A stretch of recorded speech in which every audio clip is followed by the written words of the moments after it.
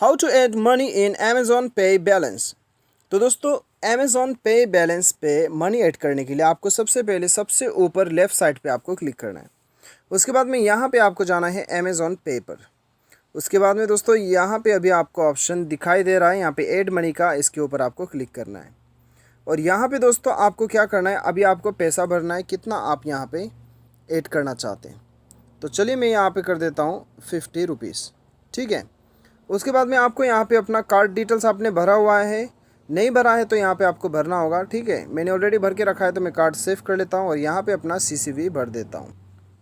तो मैंने अपना यहाँ पे सीसीवी भर दिया है। सिंपली आपको कंटिन्यू पे क्लिक करना है उसके बाद, और यहाँ पे हमें कुछ देर वेट करना है जब तक कि हमारा यहाँ पे OTP का हमें रिमाइंडर शो ना करे, ठीक है। तो चलिए कुछ देर यहाँ पे वेट कर लेते हैं। तो दोस्तों यहाँ पे आप देख सकते हो कि हमें यहाँ पे OTP अभी रिसीव्ड हो चुका है, तो अप्रूव कर देना है। सिंपली अप्रूव कर देना है। अप्रूव करने के बाद में यहाँ पे प्रोसेस होना शुरू हो जाएगा। हो सकता है कि आपको अपने मैसेज में OTP मिल जाए। OTP मिल जाता है तो वही OTP आपको यहाँ पे भरना होगा, ठीक है।